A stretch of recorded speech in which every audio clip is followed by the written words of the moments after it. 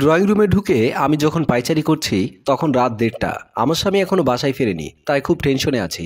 এত বড় একটা ফ্ল্যাটে আমি আর আমার স্বামী ছাড়া আর কেউ থাকে না। আমার শাশুড়ি থাকে গ্রামের বাড়িতে। আমরা স্বামী স্ত্রী দুজনে চাকরি করি। সকালবেলায় দুজন একসাথে অফিসে যাওয়ার জন্য বের হই, বিকেলে দুজন কাছাকাছি সময়ে বাসায় ফিরি। কখনো সে আমার 10 মিনিট আগে আসে, নতুবা আমি তার আগে আসি। কিন্তু আজ এতক্ষণ হয়ে গেল তার আসার নাম নেই।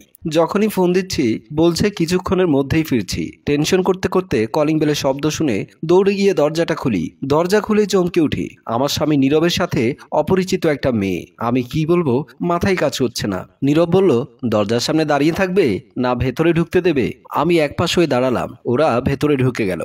আমার স্বামী সোফায় বসে মেয়েটিকে অন্য সোফায় বসতে বলল। তারপর আমাকে ডেকে বলল, শোনো মাহি, ওর নাম রিয়া, ও হচ্ছে আমার খালাতো বোন। রিয়া, ও হচ্ছে তোর ভাবি মাহি।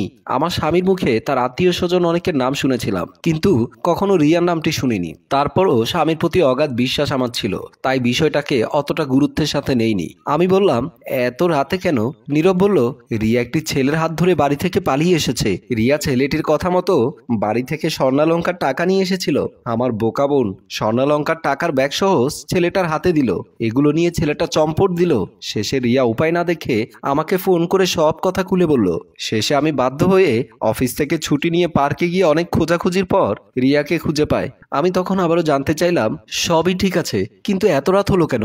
রিয়া চুপচাপ মাথা নিচু করে বসে আছে। নীরব বলল, আমি আর রিয়া ছেলেটাকে অনেক খোঁজাখুঁজি করেছি, কোথাও খুঁজে পাইনি। এই খোঁজাখুঁজি করতে গিয়ে আমাদের এত রাত হলো। পরে আমি বললাম, আচ্ছা ঠিক আছে, এখন খাবে চলো। এই বলে আমি রান্নাঘরের দিকে চলে গেলাম। পরের দিন আমি অফিসে কাজ করছি। ল্যাপটপে কাজ করতে করতে হাতের ঘড়ির দিকে তাকাতেই দেখি 4টা বাজতে আরো আধ ঘন্টা বাকি। হঠাৎ মনে পড়লো বাসায় রিয়া একা। মেয়েটা গতকালকে মাত্র আমাদের বাসায় এসেছে।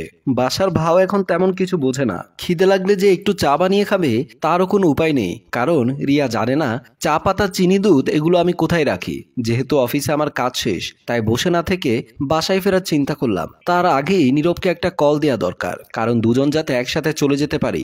7-5 ভেবে নীরবকে একটা কল দিলাম। নীরব কলটি পিক করছে না। অনেকক্ষণ রিং পড়ার পরেও অপর প্রান্ত থেকে কোনো রেসপন্স পাচ্ছি না। তখন মনে মনে ভাবলাম, নীরব হয়তোবা কনফারেন্সে আছে, কারণ ওদের কোম্পানিতে প্রতি মাসে একবার কনফারেন্স হয়। চিন্তা করলাম নীরব ফিরতে দেরি হতে পারে। আমি আগে ভাগেই বাসায় চলে যাই। বাসায় মেয়েটি একা। আমি অফিস থেকে উঠে বাসার দিকে রওনা হলাম। বাসায় এসে দরজার সামনে আমার স্বামীর জুতো দেখে একটা ধাক্কা খেলাম। আমি ভেবেছিলাম নীরব কনফারেন্সে। এতগুলো কল দিলাম, রিসিভ করলো না। ভেবেছিলাম মিটিং এর মধ্যে মোবাইল সাইলেন্ট করে রেখেছে, অথচ এখন তার জুতো দেখছি আমার বাসার সামনে। তাহলে কি কনফারেন্স হয়নি? তারপরেও নিজেকে স্বাভাবিক করে কলিং বেল টিপতে রিয়া দরজা খুলে দিল। আমি রিয়াকে জিজ্ঞেস করলাম, তোমার ভাই কি বাসায় চলে এসেছে? দরজার সামনে ও জুতো দেখতে পাচ্ছি।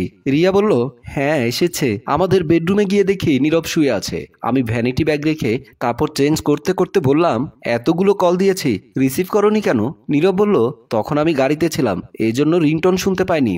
তারপর বললাম, আগে তো কখনো আমাকে ফেলে বাসায় আসতে না, আজ এত তাড়াতাড়ি কেন? নীরব বলল, আজ আমাদের অফিসে লাঞ্চ আওয়ারে ছুটি দিয়ে ফেলেছিল, তাই ভাবলাম ওই সময় তোমাকে ফোন করেও কোনো লাভ হবে না, তাই আমি তোমাকে না জানিয়ে চলে এসেছি। স্বামীর প্রতি অগাধ বিশ্বাস আমার ছিল, তাই আর অত চিন্তা ভাবনা করিনি। খাওয়া দাওয়া শেষ করে আমি আর নীরব শুতে আসলাম। আমি আসার আগেই নীরব এসে শুয়ে আছে। আমি নীরবের পাশে শুয়ে বললাম, ঘুমিয়ে গেছো নাকি? নীরব বলল, এখনো ঘুম আসেনি, তবেই আসবে বলে আমি দুষ্টমি করে তার তলপেট বরাবর হাত রাখলাম। নীরব বলল, আজ ওসব মন চাচ্ছে না, শুয়ে পড়ো, কাল সকালে অফিস যেতে হবে। আমি ভাবলাম সারাদিন নীরবের অনেক খাটাখাটুনি যায়, এই জন্য হয়তো ওর মন চাচ্ছে না। আমিও আর তাকে বিরক্ত না করে ঘুমিয়ে পড়লাম। মাঝরাতে হঠাৎ আমার ঘুম ভেঙে যায়। ঘুম ভাঙার পরে পাশে হাত রেখে দেখি শূন্য বিছানা। নীরব গেল কই? হয়তোবা তারও ঘুম ভেঙে গেছে, তাই বাথরুমে গিয়েছে। স্বামীর প্রতি আমার অগাধ বিশ্বাস ছিল, তাই অত বাজ বিচার করলাম না।